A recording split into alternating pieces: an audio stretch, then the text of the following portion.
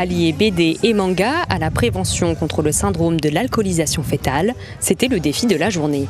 À la plage de l'étang Salé, durant toute la journée, les animations se sont enchaînées. Des cours de Zumba à la brocante sur sable, en passant par les concours de cosplay. Je savais que c'était normalement pas normal de boire pendant la grossesse, que c'est vraiment à éviter parce que c'est très dangereux.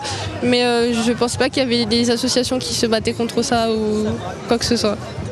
Auteurs et artistes s'étaient eux aussi joints à la cause. On pouvait ainsi faire dédicacer ses bandes dessinées ou encore acheter ses vinyles préférés.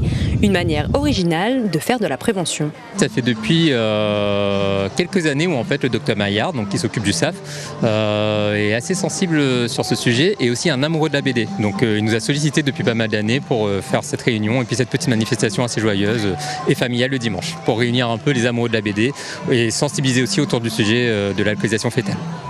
Sur place, des stands de boissons sans alcool pour montrer qu'il n'est pas indispensable à la fête. Qui dit événement festif dit alcool. Donc effectivement que ce type de prévention soit là sur ce genre d'événement, je trouve que oui, c'est le deuxième penchant de la médaille, donc moi je trouve que c'est pas mal. À La Réunion, on estime que le syndrome de l'alcoolisation fœtale concerne chaque année 140 enfants. 11% des Réunionnaises boivent de l'alcool durant leur grossesse. L'initiative était portée par l'association SAF Océan Indien qui fait de la prévention depuis plus de 25 ans. On touche des jeunes, puisque des jeunes et des moins jeunes d'ailleurs, pour les bandes dessinées, mais c'est un moyen aussi de toucher le grand public. Voilà, nous sommes tous concernés.